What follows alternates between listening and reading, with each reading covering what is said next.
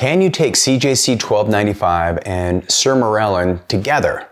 Well, in this video, I'm going to deconstruct why you can take them together, but how you can do it the most effective way. And then also, I'm going to show you that there is this slight side effect of CJC that you want to look out for. But I'll also show you the synergistic effects and how these peptides work together. So by the end of this video, you'll have great knowledge of how you can take CJC-1295 and Sermorelin together.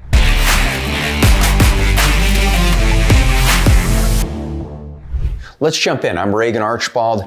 People call me the peptide expert. I got a lot to learn about peptides, but I love sharing it with you. And so if you find this valuable, then please subscribe. I mean, I love the community we're building here. And if you want to learn more, go to agelessfuture.com and get your blood labs ran so we can find out if CJC-1295 and Sermorelin is right for you. So what is CJC-1295 and Sermorelin? What are these anyways? Well, these are growth hormone secretagogues or growth hormone releasing peptides. And what growth hormone is valuable for is it's great for your immune system. It helps your body recover. It's what creates density in your body. Without growth hormone, our muscles would fall right off the bone. And growth hormone is how you get into deep sleep and how your body recovers and how you feel young again and again and again. It's how your body restores itself. So taking these peptides together can be very beneficial. Here's the caveat. CJC-1295, it does have side effects. And in fact, in the clinical trials, it's one of the most potent performance-enhancing growth hormone secretagogues. I mean, people report their cardiovascular fitness improves, their muscular density, their body composition, everything improves from it. But when they're doing the studies, they found that it had a greater level of an immunogenic response, meaning your body's immune system can start to reject these proteins and you can have hives or even, in severe cases, anaphylaxis from CJC-1295. So it does cause flushing, and that's normal. And for those of you who are working with a great medical team, make sure that you are using peptides that aren't from a research-based facility. You want to get them from licensed compounding pharmacies, and we get all of ours from 503A and 503B pharmacies. But what we found is you can mitigate this risk by using the proper dose and then by cycling CJC-1295 at certain time frames. We also add ipamorelin in with it because you get a little greater pulse of growth hormone because ipamorelin is a somatostatin inhibitor. So it prevents your body from putting on that negative feedback loop and saying, hey, there's enough. We want to stop growth hormone.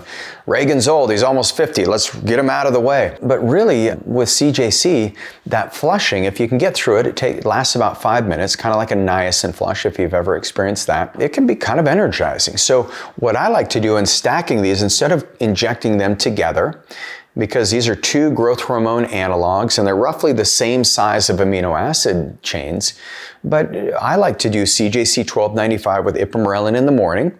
Because of that flushing effect, I go work out and I'm in a fasted state. And then I'll take Sermorelin at night. And then you're getting this kind of dual pulsation of growth hormone. I'll only do it 4 days out of the week, take 3 days off. Some of you can do 5 days on, 2 days off. And you wouldn't want to do this for more than about 30 to 60 days. You have this pathway called mTOR in your body. And growth hormone does activate mTOR. And mTOR is absolutely necessary for building muscle. But one of the side effects is if you express mTOR too long, then that's where you can start getting diseases in the body and aging, and you can start to, even cancerous cells can develop.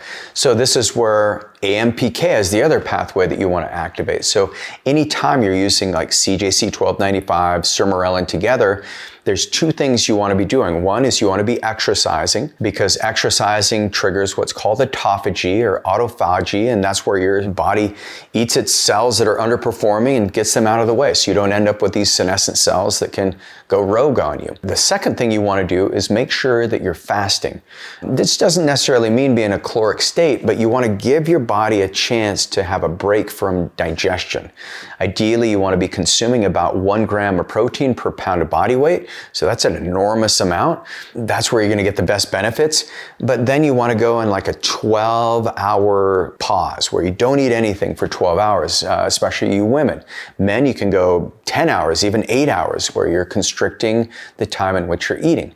And then make sure that you're eating very clean foods. Get rid of the sugars, the carbs, no alcohol if you're using any of these peptides. Your body needs the signaling properties for you to fully benefit from them. So you can't out-peptide a sedentary lifestyle or a poor diet, but you can use peptides like CJC and Sermorelin to activate your body's own recovery, your body's own regeneration. You're going to get this process called angiogenesis where your blood flow is better, you get better circulation. The fun thing about it is also benefits you cognitively.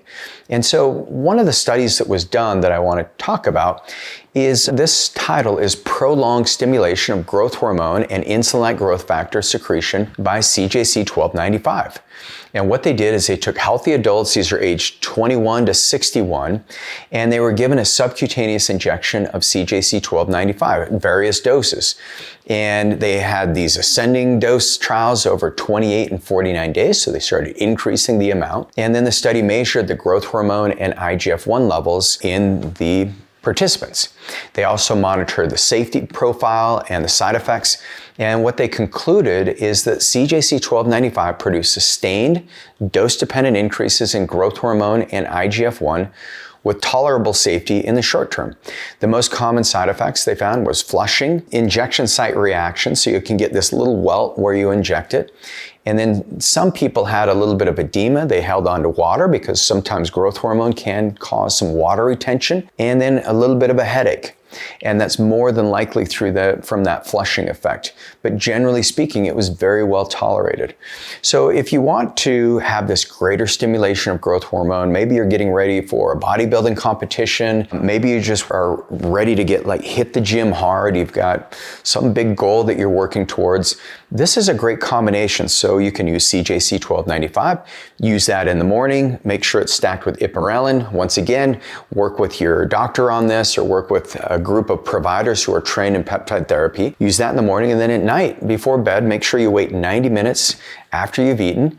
And that's when you can use Sermorelin. Some of the things that you'll notice is deeper levels of sleep, better mental clarity, better body composition. You'll notice recovery is improved, and even growth hormone activates your thymus gland. So the thymus gland, which involutes as we age, it gets smaller and smaller because we don't have the growth hormone to support it. You'll see some reawakening in your immune intelligence. And so these things can be very safe, very well tolerated. They just need to be done in the right environment. And for those of you who are looking to go deeper into your physical fitness, one thing that I like doing is creating challenges every year. So every birthday that I have, it's a new chance to put Regan under pressure. And because I like the hard, easy principle, do the hard things now and it makes life easier in the future. And so one year I had a challenge. Every day I was going to do an ice bath. I did an ice bath every day from the age of 40 to 41. Another year I wanted to increase my VO2 max to the elite level. And so in order to do that, I had to do Norwegian 4x4 training. I was doing a zone 2 training. I still wanted to work on my muscle strength. So I was doing weightlifting 4 times a week. And I was able to get my VO2 max from a good level to the elite level. But one of the things I used were cycles of CJC-1295, ipamorelin with Sermorelin. I used tesamorelin, and then I used mitochondrial-derived peptides like SLOOP332, MOD-SC, 5-amino-1-MQ, and I was able to get to that level. And so whatever your goals are, picture right now what you want your future self to look like, to feel like, how you want to perform, and these peptides can be a great benefit for helping you achieve those goals that you've got in mind. And if you love this video and you want to go deeper, I've got another video on how to take CJC-1295 and BPC-157 together. We'll provide a link in the show notes. I'll see you on the next video.